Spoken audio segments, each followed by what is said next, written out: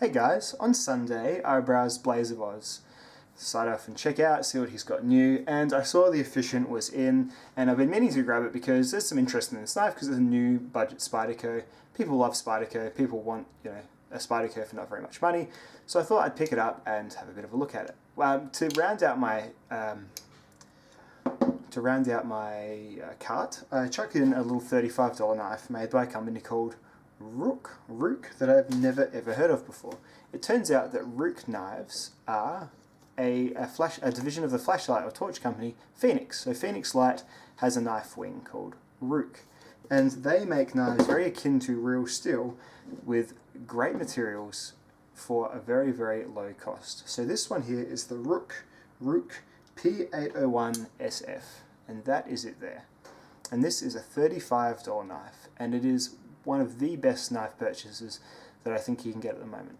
So what you get for your money is a stainless steel knife that weighs 120 grams, so it's a little bit heavier. It's about twice as heavy as the Delica, for example. So it's a plastic handled VG10 blade. This is a stainless steel handled flipping knife that has a 14C28N blade. And if you remember 14C28N from my cutting test, it cuts about as well as VG10. So this is the thing that impressed me most about this knife. It's a flipper knife, and you remember when I got my Lion Steel TRE, it started off opening a bit like this. I had to do that. Now it opens brilliantly because it's been cleaned and it's been oiled and it's been worn in and taken care of and all that sort of thing.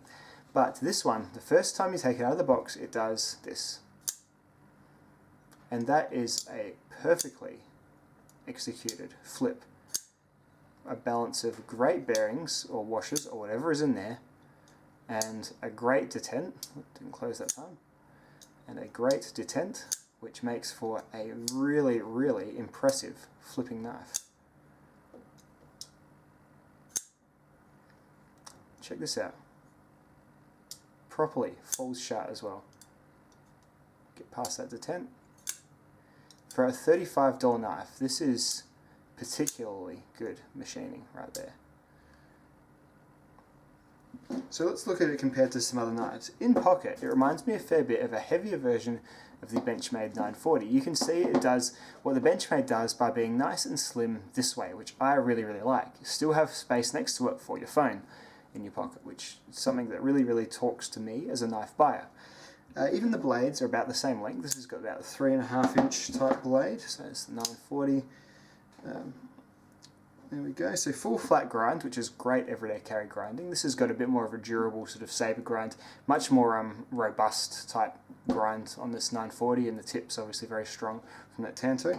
But this one here has a nice, well-profiled, very well-ground, flat grind of 14C28N steel.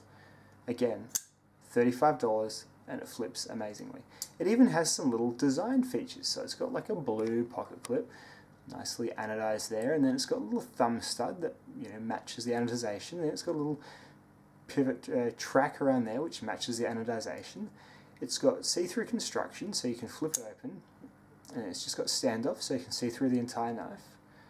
It's a good frame lock, so it locks up to about 40%, which is solid. There's no over travel stop, so it's kind of missing if you compare it to a cutting edge, like bleeding edge, flipping knife. So this is the Mantra, for example. The Mantra is made of titanium. It's got M4 steel. It's got things like over travel stops, and it's got a stainless steel insert for the lock and that sort of business. I mean, not that you need one on a stainless steel handled knife, but I mean, $240 though, $270 even somewhere. The TRE, $260, titanium G10.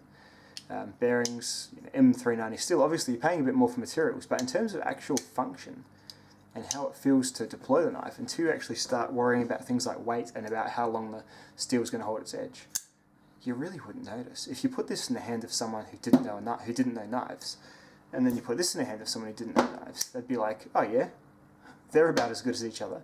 And I know that we do know knives, so we don't look at them as basically as that, but really, it really is kicking a lot of goals for $35.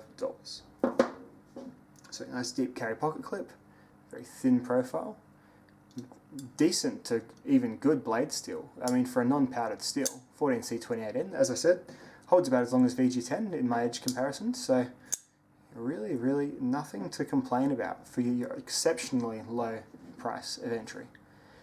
So, I mean, I'll keep up to date with you if this one turns out to be horrible and breaks, but I mean, for 35 bucks, I can't see this really being a bad call whatsoever. The only thing I've really noticed that I'd say is bad is that the thumb studs, which you're not going to use anyway because the flipper is so much fun and so awesome to use, the thumb studs are just a little bit hard to fire open because of that. The detent's a flipping detent, so it's stronger. So you can use it, but they're just not brilliant. But why would you when you've got a flipper that just launches it like that?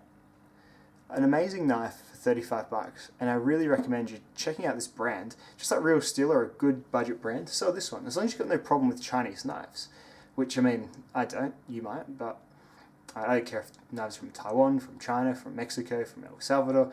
I'm not bothered, because you know Australia makes no knives pretty much, so it's all overseas to me. So if you're fun with that as well, then there really is a lot to love in this Rook type knife. So check out Blades of Oz's websites, see which ones of these he has. Otherwise, just do a quick search and see what you can turn up, because I think in America this is probably about $19 or $20 or something. If it's $35 in Australia, once it's here, you're probably going to pay next to nothing for this. So do check it out. I think it's a really good buy, and I'm very, very pleasantly surprised, and it has completely eclipsed my excitement levels for the Efficient, that is for certain. Alright, I'll see you in the next video, guys. Thanks for watching. Bye.